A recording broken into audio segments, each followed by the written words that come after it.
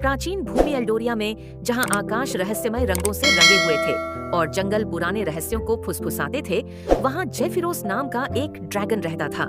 मानव हृदयों में आतंक भरने वाली डरावनी ड्रैगन की कहानियों के विपरीत, जेफिरोस एक अद्भुत और बुद्धिमान प्राणी था, जिसे उसके अस्तित्व को जानने वाले सभी लोग पूछते थे। वह सब कुछ जला दो वाला ड्रैगन नहीं था, बल्कि वह तो एक शांत, कोमल और अत्यंत बुद्धिमान जीव था। उसकी आंखें जैसे पुराने सितारों से बनी थीं। जब वह उड़ता तो पंखों की फड़फड़ाहट से बादल बिखर जाते, और जब वह जमीन पर चलता तो जमीन खुद उसकी उपस्थिति से थम जाती, और जब वह गुजरता तो पक्षी भी चुप हो जाते थे, जैसे पूरी प्रकृति उसे आदर देती हो। एल्डोरिया के उत्तर में नीलगिरी पर्वतों के पीछे एक गुफा थी, शांतगिरी, जहां जेफिरोस रहता था। वो गुफा पत्थरों से नहीं, बल्कि पुरानी यादों से बनी थी। वहां उसकी किताबें थीं, जिन्हें वह खुद लिखता था, और ऐसे क्रिस्टल जो हर मौसम का रंग बदलते थे। लोग कहते थे कि जेफिरोस ने 300 साल पहले जन्म लिया था, जब पहली बार चंद्रमा ने सूर्य से हाथ मिलाया था। लेकिन कोई नहीं जानता था कि जेफिरोस को इस शांत जीवन से संतोष क्यों नहीं था। असल में जेफिरोस को कुछ तलाश थी, कुछ अधूरा सा। एक भविष्यवाणी थी जो उसे कभी एक बुजुर्ग जादूगरनी ने दी थी। जब समय चुप होगा और हवा भी उत्तर न दे, तब तुम्हें वह मिलेगा जो तुम्हारे दिल में है छुपा।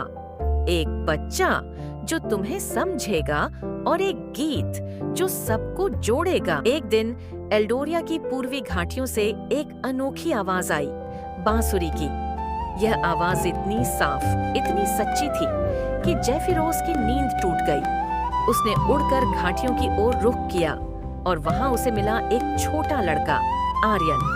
उसकी उम्र मुश्किल से 12 साल रही होगी, पर उसकी आंखों में भी वही चमक थी, जैसे सितारों से जन्मा हो। आर्यन अकेला था, पर डरा नहीं। जब जेफिरोस उसके पास आया तो उसने डर के मारे भागने की जगह अपनी बांसुरी जेफिरोस की ओर बढ़ाई। आप वही हो ना? आर्यन ने पूछा। वही कौन? जेफिरोस ने पहली बार किसी इंसान से यूं बात की थी। वही जो सबको जोड़ने आए हैं। पर हर कहानी में एक मोड़ होता है। एल्डोरिया की संतुलित दुनिया को नॉक्स नामक एक काली शक्ति ने चुनौती दी। नॉक्स अंधेरे से बनी एक छाया थी जो संगीत से नफरत करती थी। वह हर आवाज को बंद करना चाहती थी, हर गान, हर हंसी, हर बांसुरी की धुन।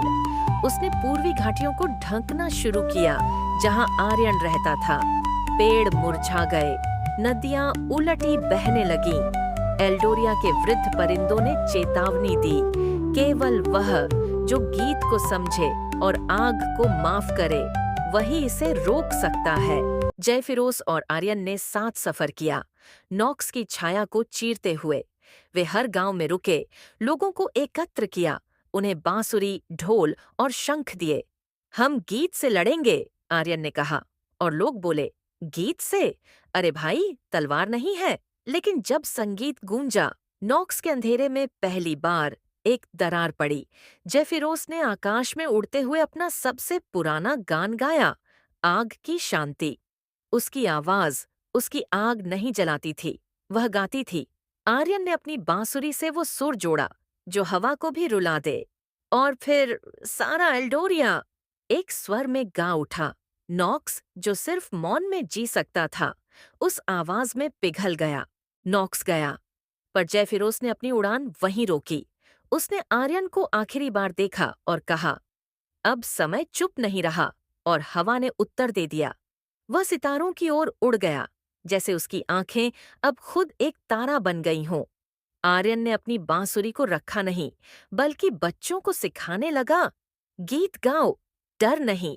एल्डोरिया फिर गूंजने लगी, और जब रात आती है और कोई गहरी बांसुरी की धुन बजे, तो पक्षी चुप हो जाते हैं। शायद जेफिरोस अब भी सुनता है।